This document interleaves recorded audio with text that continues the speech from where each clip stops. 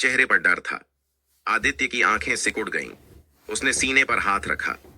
Heart. वह बुदबुदाया। उसने जो लक्षण देखे वह किताबों में पढ़ चुका था।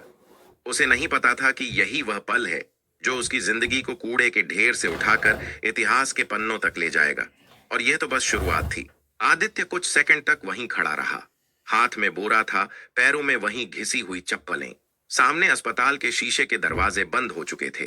अंदर हलचल तेज थी, बाहर अफरा तफरी। आम लोगों को पीछे धकेला जा रहा था। हटो, हटो, वीआईपी केस है। आदित्य का दिल तेज धड़क रहा था, लेकिन डर से नहीं। दिमाग में एक ही चीज घूम रही थी। यह साधारण हार्ट अटैक नहीं है। जो उसने देखा था वह क्लास में पढ़े केस से मिलता था। पसीना, नीला पड़ता चेहरा, सांस की कमी। अगर वक्त पर कुछ नहीं किया गया। उसने बात अधूरी छोड़ दी। वह अंदर जाना चाहता था। नहीं, जाना नहीं, दौड़कर पहुंचना चाहता था।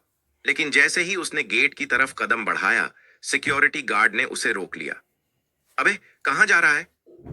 मुझे अंदर जाना है, आदित्य ने शांत आवाज में कहा। गार्ड ने उसे ऊपर से नीचे देखा। बोरा, गंदे हाथ, साधारण चेहरा। तू पागल है क्या? हट यहां से। आदित्य ने फिर कोशिश की। वह आदमी बहुत गंभीर हालत में है, शायद मैसिव हार्ट अटैक। गार्ड हंस पड़ा। ओ डॉक्टर साहब, चल निकल, वरना अभी डंडा पड़ेगा।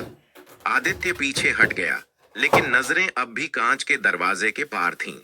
उसे अंदर भागते डॉक्टर दिख रहे थे। बड़े बड़े नाम, महंगी डिग्रियां। फिर भी चेहरे पर घबराहट साफ थी। उसके हाथ अपने आप कांप गए। अगर मैं गलत हुआ तो? अगर मैं अंदर गया और कुछ बिगड़ गया तो? उसने पहली बार अपने डर को महसूस किया। वह सड़क किनारे बैठ गया, बोरा नीचे रखा, माथे पर हाथ रखा। उसे अपनी मां याद आई। बेटा, तू चाहे कुछ भी बने, लेकिन गलत काम मत करना। यह गलत था या सही?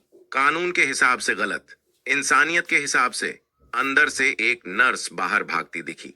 डॉक्टर साहब, बीपी गिर रहा है, किसी ने कहा। आईसीयू रेडी रखो, कुछ समझ नहीं आ रहा। आदित्य उठ खड़ा हुआ। अब डर पीछे छूट रहा था। उसने खुद से कहा, अगर आज चुप रहा तो सारी पढ़ाई बेकार है। वह दोबारा गेट की तरफ बढ़ा। इस बार आवाज में झिझक नहीं थी। मैं मेडिकल स्टूडेंट हूं, उसने ऊंची आवाज में कहा।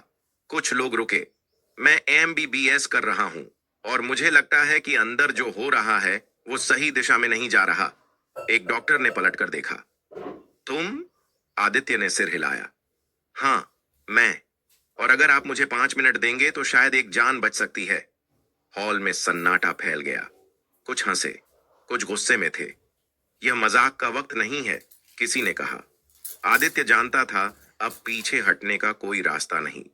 या तो वह यहीं रुक जाएगा, हमेशा के लिए कूड़ा बीनने वाला बनकर, या फिर वह करेगा जिसके लिए उसने कूड़े के ढेर में बैठकर सपने देखे थे। और अंदर समय तेजी से खत्म हो रहा था। हॉल में खड़े लोग आदित्य को ऐसे देख रहे थे जैसे कोई गलत जगह आ गया हो। किसी ने फुसफुसाकर कहा, ये वही कूड़ा बीनने वाला है ना? दूसरे ने हंसते हुए जवाब दिया, अरे हाँ, यही। आज डॉक्टर बनने का नाटक कर रहा है। आदित्य ने किसी की तरफ नहीं देखा। उसकी नजर सिर्फ उस दरवाजे पर थी जिसके पीछे एक आदमी मौत से लड़ रहा था। तभी एक सीनियर डॉक्टर, सफेद बाल और भारी आवाज वाला, आगे आया। नाम क्या है तुम्हारा? आदित्य, सर। और तुम क्या करोगे अंदर जाकर? आदित्य ने बिना रुके कहा, पहले एंजियोग्राफी रिपोर्ट देखूंगा। अगर मेरी समझ सही है तो ब्लॉकेज ऐसी जगह है जहां डायरेक्ट इंटरवेंशन रिस्की है। डॉक्टर की भौहें तन गईं। ये सब तुम्हें कैसे पता? किताबों से सर, और रातों से। उसकी आवाज में न घमंड था न डर, सिर्फ यकीन। कुछ पल के लिए डॉक्टर चुप रहा। अंदर से फिर आवाज आई, सर पल्स बहुत वीक है। डॉक्टर ने गहरी सांस ली। ठीक है, उसने कहा, 5 मिनट।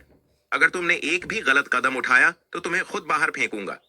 आदित्य को यकीन नहीं हुआ। धन्यवाद सर। उसके हाथ कांप रहे थे जब उसने बोरा एक कोने में रखा। वह हाथ जो कुछ देर पहले कूड़ा उठा रहे थे अब दस्ताने पहन रहे थे। ऑपरेशन थिएटर की लाइट आंखों में चुभ रही थी। मशीनों की बीप बीप उसके दिल की धड़कन से मिल रही थी। मरीज स्ट्रेचर पर पड़ा था। उम्र 50 के आसपास। महंगे कपड़े, लेकिन चेहरा सफेद। मॉनिटर पर लाइनें गड़बड़ थीं। आदित्य ने स्क्रीन देखी। उसका शक सही था। लेफ्ट साइड में मेजर ब्लॉकेज है, उसने धीरे से कहा। एक नर्स ने हैरानी से उसकी तरफ देखा। डॉक्टर ने पूछा, अब? आदित्य ने निगलते हुए कहा, अगर अभी स्टैंडर्ड तरीका अपनाया गया तो दिल जवाब दे सकता है। कमरे में सन्नाटा था। तो तुम्हारा तरीका? आदित्य ने सिर उठाया। रिस्की है, लेकिन यही आखिरी रास्ता है। डॉक्टर ने घड़ी देखी। तुम्हारे पास 2 मिनट हैं। आदित्य ने अपनी सांस संभाली। उसने मां का चेहरा याद किया और फिर हाथ बढ़ाया। उस पल वह न गरीब था, न कूड़ा बीनने वाला। वह सिर्फ एक मेडिकल स्टूडेंट था जो एक इंसान की धड़कन थामे खड़ा था। ऑन ऑपरेशन थिएटर में घड़ी की टिक टिक अचानक बहुत तेज लगने लगी। हर सेकंड किसी फैसले जैसा था। आदित्य की उंगलियां दस्तानों के अंदर हल्की नम थीं, लेकिन पकड़ मजबूत थी। उसने खुद से कहा, डर को बाहर रखो, दिमाग को अंदर।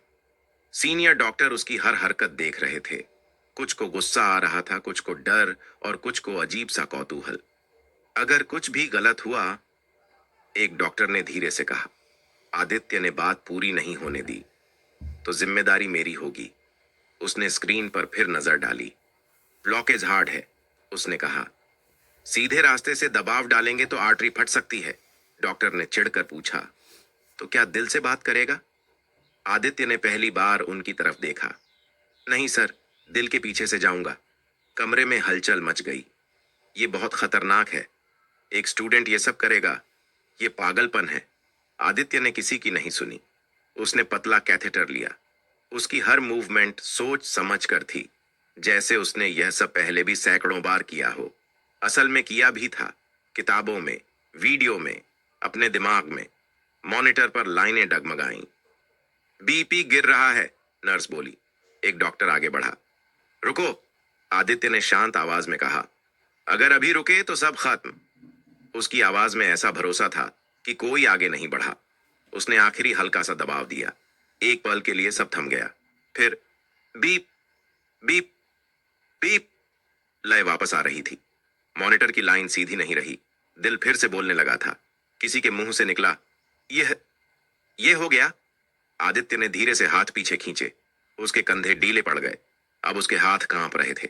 डर से नहीं, उतरते हुए तनाव से। सीनियर डॉक्टर कुछ नहीं बोले। कुछ सेकंड तक सिर्फ मशीनों की आवाज थी। फिर वही सख्त आवाज धीमी पड़ गई। तुमने आज वो किया जो हम नहीं कर पाए। आदित्य ने सिर झुका लिया। सर, मरीज जिंदा है, यही काफी है। बाहर अस्पताल की लॉबी में किसी को अभी पता नहीं था कि अंदर क्या हुआ है। और आदित्य को यह भी नहीं पता था कि यह जीत उसकी जिंदगी की सबसे बड़ी परीक्षा की शुरुआत है, क्योंकि दरवाजे के बाहर कानून इंतजार कर रहा था। ऑन ऑपरेशन थिएटर का दरवाजा खुला तो बाहर खड़े लोगों की सांसें थम गईं। कुछ को उम्मीद थी, कुछ को डर, और कुछ को बस तमाशा चाहिए था। आदित्य सबसे पीछे निकला, बिना किसी हीरो वाली चाल के। सिर थोड़ा झुका हुआ, आंखों में थकान। सीनियर डॉक्टर आगे आए। मरीज अब खतरे से बाहर है। एक पल को सन्नाटा रहा, फिर शोर। मीडिया के कैमरे चमक उठे। सर, क्या यह चमत्कार है? क्या हॉस्पिटल ने नई तकनीक इस्तेमाल की? लेकिन इससे पहले कि कोई आदित्य की तरफ इशारा करता, हॉस्पिटल मैनेजमेंट हरकत में आ गया। यह बात बाहर नहीं जानी चाहिए, एक आदमी ने धीमी आवाज में कहा। अगर पता चला कि एक स्टूडेंट ने, वाक्य अधूरा रह गया। आदित्य को एक कोने में बैठा दिया गया। तुमने अच्छा किया, एक नर्स ने फुसफुसा कर कहा। आदित्य ने हल्की मुस्कान दी। उसे तारीफ नहीं चाहिए थी, उसे बस राहत थी। तभी बाहर से सायरन की आवाज आई। पुलिस! एक इंस्पेक्टर तेज कदमों से अंदर आया। कौन है आदित्य? आदित्य खड़ा हो गया। मैं, इंस्पेक्टर ने सीधे कहा। बिना लाइसेंस मेडिकल प्रोसीजर करने के आरोप में तुम्हें हिरासत में लिया जाता है। भीड़ फिर शांत हो गई। आदित्य की मां, जो किसी तरह खबर सुनकर पहुंची थी, आगे बढ़ी। साहब, मेरे बेटे ने जान बचाई है। इंस्पेक्टर ने नजरें नीचे कर लीं। मां, हम समझते हैं, लेकिन कानून। आदित्य ने मां का हाथ पकड़ा। रो मत, उसने कहा। अगर आज नहीं करता तो मैं खुद को कभी माफ नहीं कर पाता। हथकड़ियां उसकी कलाई पर कस गईं। वही कलाई जिन्होंने कुछ देर पहले एक दिल को संभाला था। कैमरे सब कैद कर रहे थे। पुलिस जीप चल पड़ी। पीछे अस्पताल खड़ा था, चमकता हुआ, चुप। आदित्य खिड़की से बाहर देख रहा था। उसके चेहरे पर डर नहीं था, बस एक सवाल था, क्या सही काम की यही कीमत होती है? और शहर में उसी वक्त एक करोड़पति आईसीयू के बिस्तर पर आंखें खोलने वाला था। उसे अभी यह नहीं पता था कि उसकी धड़कन किसने लौटाई है। कहानी अभी बाकी थी। आईसीयू की हल्की नीली रोशनी में करोड़पति विराज मल्होत्रा ने धीरे धीरे आंखें खोली। सीने में हल्का दर्द था, लेकिन धड़कन स्थिर थी। मशीनों की बीप अब डरावनी नहीं लग रही थी। उसने सूखे होठों से पूछा, मैं जिंदा हूं? में खड़े थे। अगर उस दिन आदित्य न होता तो हम एक लाश पर चर्चा कर रहे होते। काफी देर बहस चली। आखिर फैसला आया, आदित्य पर कोई केस नहीं चलेगा। उसका मेडिकल रिकॉर्ड साफ रहेगा और सबसे बड़ी बात, उसे स्पेशल मेरिट स्कॉलरशिप दी जाएगी। ये कोई इनाम नहीं था, ये स्वीकार था। कुछ हफ्तों बाद आदित्य फिर कॉलेज गया। इस बार लोग हंसे नहीं। कुछ ने रास्ता दिया, कुछ ने हाथ मिलाया। वही लड़के जो पहले ताना मारते थे अब पूछ रहे थे, भाई कैसे किया? आदित्य वहीं रहा, शांत, काम में डूबा हुआ। फर्क सिर्फ इतना था कि अब वह कूड़ा बीनने नहीं जाता था, लेकिन वह कभी नहीं भूला कि वह कहां से आया है। एक शाम वह उसी बड़े हॉस्पिटल के सामने खड़ा था, लेकिन इस बार बोरा कंधे पर नहीं था, आईडी कार्ड गले में था। उसने अंदर देखा और मन ही मन कहा, मैं आ गया।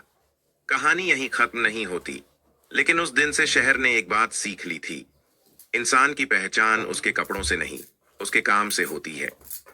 अगर आपको यह कहानी दिल से अच्छी लगी हो तो वीडियो को लाइक जरूर करें, चैनल को सब्सक्राइब करें और अपने दोस्तों के साथ शेयर करें।